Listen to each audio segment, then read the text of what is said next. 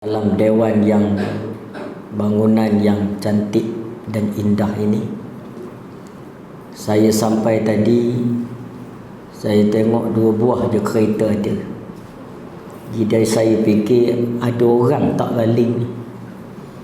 Rupanya Alhamdulillah, hadir ramai, kita dapat duduk sejenak. Mudah-mudahan keberadaan kita dalam majlis yang sebegini menambahkan lagi khazanah amal ibadah kita kepada Allah Subhanahu wa taala. Sebab kita perlu ingat, kita kena niat dalam hati setiap hari yang kita lalui itu andaikan ia hari terakhir kita. Jadi kalau hari terakhir, kita nak buat apa? Kalaulah hari ini hari terakhir kita, tak sempat esok kita mati. Kalau hari ni hari terakhir, kita buat apa sebenarnya? Kita nak lalai dengan dunia atau kita nak ingat kepada akhirat? Maka sudah tentu kita akan memperbanyakkan amalan soleh, kebaikan, ketakwaan, ketaatan pada Allah, bertaubat daripada segala dosa untuk kita mengakhirkan hari ini. Jadi kata alim ulama, andaikan harimu itu adalah hari yang terakhir, Allah hidupkan kita lagi hari ini bukan untuk kita sambung dosa semalam yang belum siap, tapi Allah hidupkan kita hari ini untuk kita bertaubat dan untuk kita menambahkan amal. Jadi insya-Allah perjumpaan kita petang ini sebahagian daripada amalan soleh yang kita lakukan kerana Allah Ta'ala. Baik, tajuk kita petang ini ialah berkaitan Isra' dan Mi'raj. Saya pun tak tahu lagi apa yang saya nak sebut tentang Isra' dan Mi'raj.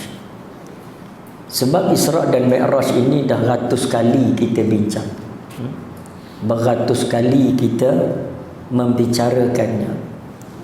Sehingga sekitar tahun berapa dulu saya tulis sebuah buku, tajuknya Isra' wal Mi'raj, hubung kaitnya dengan gerakan Islam masa kini. Kata pengantar diperturunkan oleh Menteri Agama kita sekarang.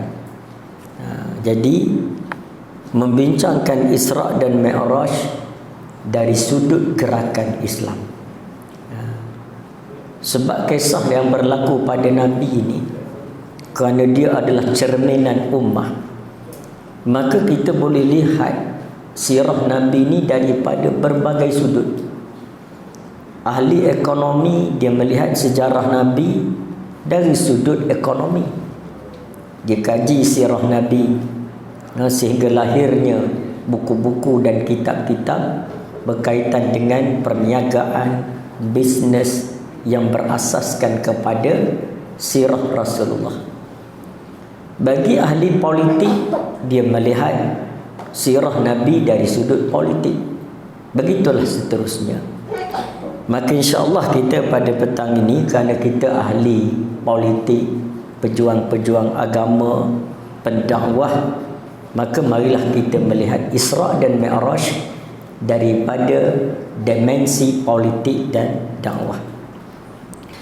Kalau kita lihat di dalam ayat yang berkaitan dengan Isra' wal Mi'raj, kita ni biasanya jarang kita sentuh dua-dua sekali, Isra' dan Mi'raj. Ada orang dia ceramah Isra' saja, ada orang dia ceramah Mi'raj saja. Jadi kita nak cuba sentuh sikit-sikit daripada Isra' dan juga daripada Mi'raj. Baik, perkara yang pertama yang Allah Ta'ala sebut dalam surah dalam Isra' ini, Allah guna perkataan subhanallazi asra bi'abdihi, maha suci Allah yang menjalankan hambanya. Perkara pertama yang Allah nak kita faham bila kita belajar sirah Nabi ni, walau bagaimana hebat sekalipun, dia tidak terlepas daripada susun atur dan planning Allah Ta'ala. Semua sirah Nabi ni perancangan Allah. Walaupun Nabi itu fatanah, Nabi itu bijak, memang tak adalah orang lebih bijak pada Nabi, tapi sungguh pun begitu, jangan terlupa bahawa perjalanan hidup Nabi ini, apapun kehidupan Nabi itu adalah susun atur, planning, perancangan, perencanaan daripada Allah Subhanahu wa Ta'ala. Mengingatkan kita semua, bila kita bergerak dalam parti ini, kita bergerak dalam jamaah, jangan sekadar duk bergantung kepada perancangan atas kertas. Jangan duk sekadar bergantung kepada keupayaan dan kemampuan kita. Kita kena bulat yakin perjalanan kita ini diatur oleh Allah, disusun oleh Allah. Apa yang kita rancang cuma menjadi asbab kepada perancangan yang sudah siap. Kalaulah perancangan kita itu berkebetulan dengan qada dan iradah Allah, maka dia akan berlaku. Kalau perancangan kita itu tak bersamaan, tak selari dengan qada dan perencanaan Allah, dia tidak akan berlaku. Ini i'tiqad yang kita kena ada. Sebab tu Allah datangkan dengan subhanah, maha suci Allah. Makna kita mesti memulakan perjalanan perjuangan ini dengan kalimat tauhid, dengan akidah yang betul, dengan keadaan kita beriman dan mentauhidkan Allah, baru kita mula melangkah. Sebab tu Nabi dibedah dada dulu untuk meneruskan perjalanan, mengisyaratkan kepada kita umat ini mesti bedah dada kita, mesti sucikan diri kita daripada segala mazmumah, dihiaskan dengan mahmudah, kemudian sampai kepada tajalli kita dengan Allah Ta'ala. Bergerak kita adalah pergerakan Allah, merancang kita adalah perancangan Allah. Kalau kebetulan kita dengan iradah Allah, berjaya kita. Kalau tak kebetulan, tak berjaya. Buatlah macam mana pun, kita usaha, kita ikhtiar nak menang. Dan memang kita daripada dulu pun kita berikhtiar nak menang, mati-mati kita berusaha. Kadang-kadang kita berusaha bersungguh, kalah sana, kalah sini, kalah.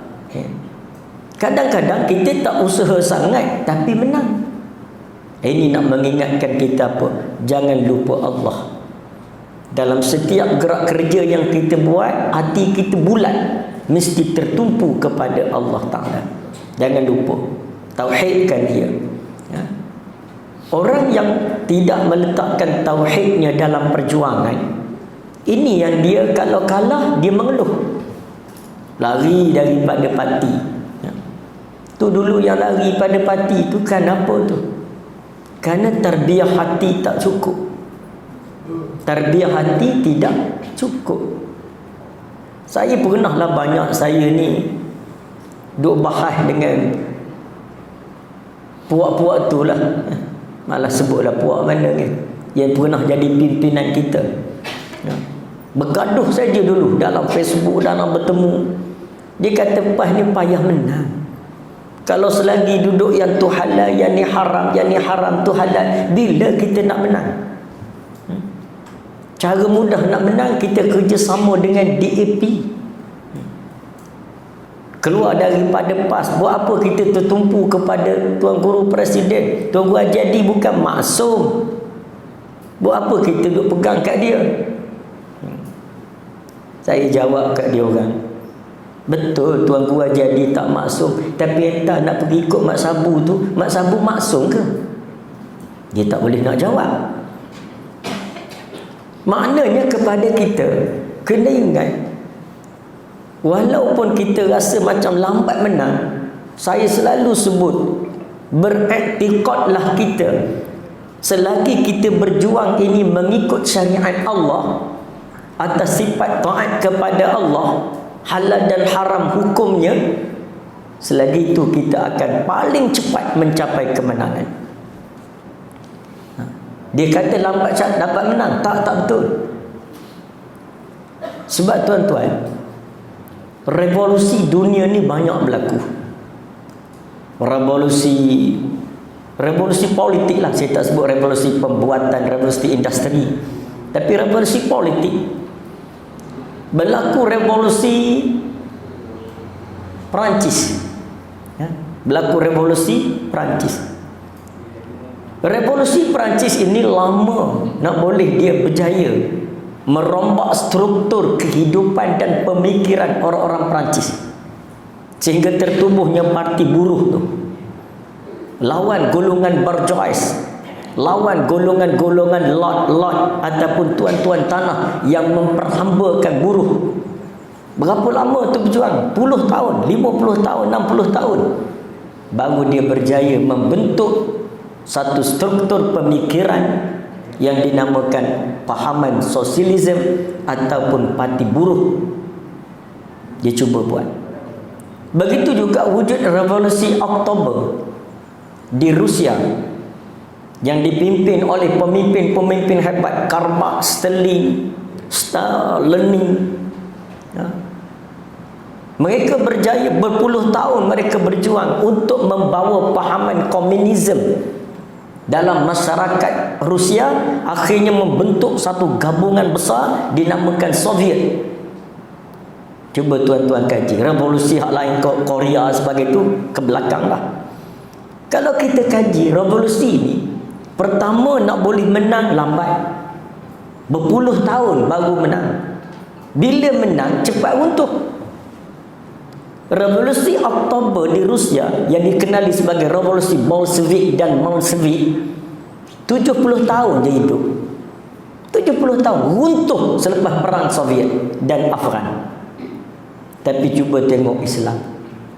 Nabi bangunkan perjuangan Islam ketika masyarakat Arab jahiliyah tak boleh membaca, tak boleh menulis, dikenali sebagai golongan pagan, tak ada agama. Tapi dalam masa hanya berapa belas tahun, Nabi berjaya membangunkan sebuah perubahan besar hingga meruntuhkan dua kerajaan besar dunia pada masa itu, Rom dan Parsi. Jadi saya nak kita tanya mereka, mana lagi revolusi yang paling cepat mencapai kemenangan selain daripada revolusi Islam yang dibawa oleh Nabi? Nabi bawa apa? Nabi bawa syariat. Nabi jaga halal dan haram. Jadi itu yang paling cepat mencapai kemenangan. Mereka jawab payah menang, baik kita ikut DAP. Betul, beberapa bulan selepas mereka ikut DAP, mereka menang. Tapi berapa lama mereka menang? 22 bulan. Makna kita yakinlah, selagi kita jaga syariat dalam perjuangan ini, kita akan paling cepat mencapai kemenangan. Dan kemenangan yang benar-benar bersih. Sebab itu kita kena bermula dengan pembedahan hati. Bedah hati kita, bedah jiwa kita, bergantung penuh kepada Allah, di samping berikhtiar penuh. Ada orang kata, "Pas ni gila nak menang." Bermain dua kolam. Ini sedikit je cerita sirah ni, sedikit je. Cerita kita ni senang. Ramai orang kata pas ni apa? Pas ni gila nak menang. Kalau ada orang kata begitu kat tuan-tuan, saya nak tunjuk cara jawab dia. Beritahu kat mereka, betul, pas ni memang gila nak menang. Tapi saya nak tambah lagi, sangat gila nak menang. Tambah sangat lagi. Kenapa? Kerana nak menang bagi PAS ni jauh beza dengan semangat nak menang yang diperjuangkan oleh UMNO, oleh DAP, oleh PKR, oleh mana-mana parti pun di Malaysia ni. Kita kata DAP gila nak menang, PAS gila pada tu lagi. Kita kata PKR gila nak menang, Anwar Ibrahim tu memang habis ikhtiar dah, gila nak menang. Tuan-tuan tengoklah, sampai hari ni PM tepi. Maknanya dia gila nak menang. Sebenarnya PAS lebih gila pada tu lagi. Sebab apa? Sebab bagi kita tuan-tuan, menang kita ni berbeza dengan menang yang mereka mahu. Mereka nak menang sekadar nak kuasa. Bila dapat kuasa, mereka dapat duit, mereka dapat harta, mereka dapat kerusi, dapat kedudukan, dapat pangkat, dapat itu ini. Tapi bagi PAS tuan-tuan, kuasa ini sangat penting kepada PAS, kerana dengan dapat kuasa kita dapat menyempurnakan tuntutan Allah dan Islam kepada kita. Betul, kita paling gila nak menang. Sebab bila kita menang, matlamat kita nak mencapai kemenangan kerana kita nak daulatkan Islam. Selagi tidak mempunyai kuasa, kita tak boleh menyempurnakan tuntutan agama. Orang mengaji ilmu Islam, dia tahu pengajian Islam ni dibagi pada 4. Mengajilah setinggi mana pun, banyak kitab apa sekalipun, 4 yang paling utama. Dia panggil pertama rubuk ibadah. Rubuk ibadah ni mana kenaan dengan puasa, solat dan sebagainya. Yang kedua rubuk munakahat, nikah kahwin, kenaan dengan pengantin lelaki, qadha, wali hakim, ijab, qabul, cerai, berai, penyusuan sebagainya. 2. Yang ketiga rubuk muamalat. Muamalat makna urusan kira bersyara, kenaan dengan jual beli, saham, perbankan, pinjam meminjam, sewa menyewa. Yang keempat ialah rubuk yang panggil rubuk jinayat. Rubuk jinayat ni berkenaan dengan hukum qisas, hukum ta'zir, hukum diat, hukum kehakiman, masalah mahkamah, pendakwaan, pembelaan. Ada 4. Baik, saya nak tanya, kalau kita tak ada kuasa politik, daripada 4 rubuk ni, apa yang kita boleh buat? Daripada 4 rubuk ni yang dituntut oleh Allah dan oleh Islam, kalau tak ada kuasa politik, kita boleh buat apa? Kita boleh buat rubuk yang pertama je tuan-tuan, ibadah. Nak solat tak pula ada kerajaan, nak puasa tak pula ada kerajaan, walaupun dah berkaedah. Nak istihar, nampak anak bulan, perlu pada kerajaan. Tapi maknanya kalau nak dari segi umumnya, ibadah saja kita tak perlu pada ada kuasa politik. Nikah kahwin perlu tak? Nikah kahwin perlu. Dah kena ada kerajaan, mesti ada wali hakim. Yang tak ada wali mujbir dan sebagainya, maka dia perlu pada wali hakim. Wali hakim siapa lantik? Boleh kita pergi lantik kat bawah pokok di kampung Pasir Berdengung? Tak boleh. Dia kena dilantik oleh kerajaan yang sah. Bagi pula kepada muamalat berkenaan dengan jual beli, sewa menyewa, sistem perbankan, kena ada kerajaan. Tak ada kerajaan, kita tak boleh tukar skim perbankan yang ada sekarang. Sistem dia tak boleh tukar. Hukum jinayat lagi tak boleh kalau tak ada kerajaan. Nak kerat tangan orang mencuri, rejam orang berzina. Artinya bagi kita, memiliki kerajaan adalah menyempurnakan suruhan Allah kepada kita. Selagi tak ada kerajaan, kita tak boleh nak buat. Kan itu kita paling gila nak menang. Parti lain sekadar nak menang untuk cari makan, sekadar untuk kuasa, sekadar untuk dapat benda. Tapi bagi kita tidak. Kita berjuang bermati-matian ialah untuk kita menang. Menang tu alat. Politik hanya alat kepada kita. Alat untuk apa? Alat untuk menegakkan syariat Allah. Wa qatiluhum hatta la takuna fitnah wa yakuna ad-dinu kulluhu lillah. Perangilah mereka itu dalam apa lapangan sekalipun, dalam lapangan ilmu, lapangan ekonomi, lapangan politik, lapangan demokrasi. Kamu kena perangi mereka ya Muhammad, wahai umat Islam, hatta la takuna fitnah, hingga tidak ada lagi fitnah, kekafiran, kemungkaran atas muka bumi ini. Wa yakuna dinu kulluhu lillah, dan seluruh syariat agama itu dapat dilaksanakan. Ini sebab kita gila nak menang. Mana ada orang kerja pilihan raya macam PAS kerja pilihan raya. Lepas tu bila kita berkawan dengan UMNO mengeleng kepala tengok PAS buat kerja. Mengeleng kepala. PAS ni bukan setakat pokok kelapa dia panjat tanpa poster. Pokok nibung dipanjat lagi. Tuan-tuan tahulah nibung sini hak berduri tu. Dah panjat sampai atas baru perasan. Oh, nibung rupanya. Ini kita punya semangat nak menang. Dulu jalan pergi ke Johor daripada arah timur melalui Pasir Gudang sebagainya nak sampai ke Johor Bahru. Dekat dengan satu selekoh ada satu pokok tualang besar. Tuan-tuan tahulah pokok tualang kan? Tempat lebah bersarang. Sebab tu harga lebah mahal. Ni madu lebah sebab dia bersarang tempat tinggi. Kalau dia bersarang kat pokok ceri murah. Jadi pokok tualang ni tinggi sungguh lah. Masa tu Pak Lah PM Malaysia, dia nak melawat UMNO Johor, lawatan resmi kerajaan nak pergi ke Johor. Tapi nak melawat ke lalu dulu Pasir Gudang sebagai ada program-program dia. Lalu dilaporkan bahawa atas pokok tualang ni ada sebatang buluh. Buluh tu sambung, dua batang buluh sambung. Ujung buluh tu ada bendera PAS yang cukup besar berkebar. Siapa lalu saja jalan tu, ada pergi kalau balik akan nampak bendera PAS tadi. Jadi majlis tempatan tak seronok lah, PM nak lalu kan. PM pula Presiden UMNO. Takkan nak bawa lalu ke tempat bendera PAS tinggi begitu. Lalu cari siapa boleh turun tu, tolong turunkan sekejap bendera tu. Lepas tu Pak Lah lalu naik galah balik.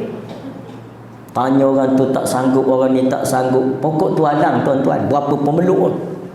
Kalau satu pemeluk itu senang, ni besar. Tinggi pula. Dahan pertama pun tinggi. Skylift tak dapat nak naik situ. Jadi cari siapa nak turunkan, tak ada. Dia orang kata tak apalah, kami upah. Unit amal nak tak? Unit amal kata tak nak. Tanya orang tu tak mau, orang ni tak boleh. Akhir sekali kata dia seorang staf majlis tempatan ni, dia kata kita cuba cari siapa hak panjat hari tu. Tentu dia boleh bawa turun, kita upah lah berapa pun nak. Yang penting Pak Lah lalu tak ada bendera tu, balik tak ada, apa tu naik balik pun tak apa. Cari. Rupanya ada seorang umur dekat dengan 50 dah, 48 gitulah umur dia. Pergi pihak majlis pergi 2-3 orang jumpa pakcik, kami datang ni nak minta lah tolong. Tak tolong, ini bukan masalah kami benci ke PAS ke tidak, ini masalah kami nak jaga muka PM. Boleh tak turunkan bendera ni, kami upah lah. Dia kata pakcik ke panjat dulu? Ya. Tapi boleh tak pakcik tolong? Dia kata tak boleh. Tolonglah pakcik. Tak boleh, tak sanggup. Kenapa pakcik tak sanggup? Bukan masalah upah, masalah saya sendiri pun tak tahu macam mana saya boleh panjat hari itu. Ini masalah dia.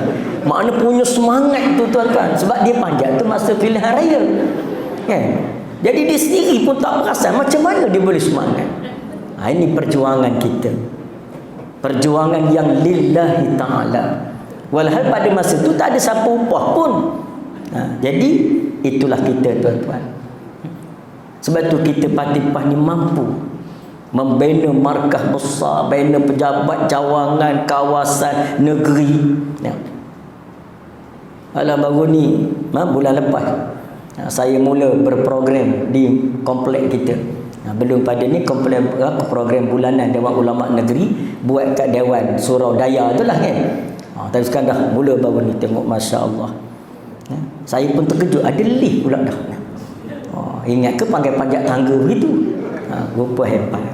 Kehebatan ni datang pada mana tuan-tuan? Siapa upah kita bekerja? Siapa yang raihkan kita? Tak ada siapa. Betul-betul kerana Allah Ta'ala. Tuan-tuan seluk poket beri berapa pun tuan-tuan tak pernah kira, lillahi ta'ala. Makna inilah perjuangan yang bila kita asaskan di atas subhanah, maka kita akan bukan saja tuan-tuan amalan kita tadi akan berjaya sampai berjaya di dunia, bahkan sampai di akhirat. Sebab apa Nabi sampai ke Sidratul Muntaha? Bukan setakat sampai ke Baitul Maqdis. Baitul Maqdis itu dunia lagi, bumi lagi. Daripada Masjidil Haram ila Masjidil Aqsa allazi barakna haulahu, iaitu sampai ke Masjidil Aqsa. Lepas itu sampai mana lagi? Sampai ke Sidratul Muntaha, langit pertama, langit kedua, langit ketiga, tempat ruh kita nak pergi ni. Betul, perjalanan Nabi itu kiranya gambaran perjalanan jasad sampai ke Sidratul Muntaha, sampai ke Baitul Maqdis, perjalanan ruh. Bukan makna jasad Nabi tak naik, tidak. Maknanya gambaran pada ruh kita akan pergi sampai kepada Allah. Allah Ta'ala tunjuk Nabi berjaya ni sebab apa? Di dunia berjaya lawan panggilan Yahudi, Efrik, manusia, macam-macam hak Nabi lalu dalam peristiwa Isra. Lepas tu dalam peristiwa Mi'raj pula berjaya naik langit pertama, langit kedua, ketiga, keempat, sampailah ke atas. Nabi berjaya tu sebab apa? Bukan kerana Nabi kuat, bukan kerana Nabi bijak, tapi kerana subhanah. Makna perjalanan yang diplan ataupun direncana oleh Allah Ta'ala. Betul, kita kalau nak berjaya dalam dunia dan akhirat, kena ikut perencanaan Allah. Ikut perencanaan Allah. Keluar daripada perencanaan Allah, kita akan gagal dunia dan juga gagal di akhirat. Tak ikut perencanaan Allah, tuan-tuan, nak lawan dunia tak mampu. Nak lawan dunia ni, kita duduk dalam perjuangan parti. Nak lawan dunia bukan senang. Bukan senang. Kita nak letak hati kita ini, ad-dunya fi aidihim laisa fi qulubihim. Dunia sekadar berada dalam tangan tetapi tidak berada dalam hati, bukan senang. Ini kita perlu mengaji ahli PAS, ya? Bedah dada tu maknanya apa? Nabi bermula dengan bedah dada, isyarat Allah agar kita mulakan perjalanan perjuangan ini dengan ilmu dan akidah. Akidah betul dan ilmu yang betul, niat yang betul. Kan ulama beritahu kita, kalau nak amalan kita ni jadi ibadah, pastikan 3 perkara. Pastikan 3 perkara. Kalau tidak, dia jadi adat je. Adat dengan ibadat tak banyak beza. Dia hanya dipisahkan oleh 3 perkara tadi, ya. Kalau tidak, sama je. Yang pertama apa? Yang pertama ialah aqidatus salimah awis sahihah, akidah yang betul. Akidah salah, maka sama je perjuangan kita dengan DAP, sama je parti kita dengan parti PKR, sama je parti kita dengan parti PAN. Kalau tidak bermula dengan aqidatus sahihah, akidah yang betul. Dan tu kita ni kena pakat belajar mengaji. Lepas maghrib, pastikan semua ustaz PAS mengajar, dan pastikan semua ahli PAS pergi mengaji, pergi belajar. Buka kitab tak buka kitab, kita punya pasal. Tapi mesti duduk dalam majlis ilmu. Jangan ahli PAS ni waktu orang mengaji, waktu maghrib, dia sibuk duduk depan TV, duduk layan ke drama Melayu, ya. Drama bersiri pula tu, habis nyawa dulu, siri tak habis lagi, ya. Jangan buat kerja begitu kita. Biar kita ni tahu dah, masuk je waktu maghrib pukul berapa? 7 suku kita kata maghrib. Pukul 6.30 kita dah ready dah. Isteri kata, abang siap, kita nak pergi masjid, nak pergi surau. Malam ni ada kuliah. Tak kira lah majlis ilmu apa sekalipun, pergi. Ini cara nak berjaya dunia dan akhirat. Sebab kita bukan parti biasa, tuan-tuan. Kita bukan DAP, kita bukan PAN, kita bukan PKR, kita bukan UMNO, kita bukan Bersatu. Kita bukan parti biasa, kita parti Islam. Islam itu menekankan ilmu. Nurun ala nur. Cahaya di atas cahaya, iaitu cahaya hidayah. Kemudian tambah lagi cahaya ilmu. Kemudian atas cahaya hidayah dan ilmu itu tambah lagi cahaya ma'rifah, mengenali Allah dengan pengenalan yang sebenar. Jadi tambah ilmu. Yang kedua, nak jadikan ibadah mesti muwafaqah bis sunnah atau muwafaqah bis syariah. Mestilah perjuangan kita, perjalanan kita, kerja buat kita menepati syarat. Betul, kita dalam PAS ni Banyak cara kalau kita terburu-buru nak menang, tapi kita tak buat. Kenapa? Kerana kita ikut syariat. Kita ikut syariat. Rasa pelik sikit pendekatan pun kita bahas di peringkat majlis syura, bahas di peringkat dewan ulama. Pastikan pendekatan approach yang kita nak guna pakai benar-benar menepati syariat Allah. Kita bukan sebarangan. Betul orang kata pas ketinggalan. Dia kata apa? Kerana dalam parti-parti lain lama dah perkenalkan calon perempuan. Kan dalam UMNO, dalam mana-mana parti lah dia pergi calon perempuan lama dah. PAS baru lagi ketinggalan PAS ni. Kita beritahu bukan ketinggalan. Kita mengkaji syarak, mengkaji syariat. Kalau sesuai dengan syariat, dibenarkan oleh syarak, on, kita jalan. Tapi kalau syariat kata haram, walaupun kita boleh menang, kita tak akan pergi. Sebab kita ada agama. Kita duduk satu kampung. Kampung kita ni ada semua. Orang Islam, orang Melayu, orang Siam pun ada, hak kafir pun ada, semua ada. Cina pun ada, India pun ada, Muslim ada, kafir ada. Baik. Dalam satu kampung. Tiba-tiba ada orang beritahu, tadi mak nampak macam ada seekor babi sesat dalam kampung. Babi keluar daripada hutan, disesat dalam kampung. Jomlah kita pakat buru. Ya. Kita nak pergi ke? Kita nak pergi? Kita tak payah pergi. Biar orang lain yang kafir tu buru dia. Orang pun kata, kalau begitu dapat ke orang kafir lah. Tak dapat lah ke kita. Mengapa dapat ke dia pun tak ada masalah. Dia nak pulung semua 10 ekor, ambil ke dia. Ya. Kita tak boleh.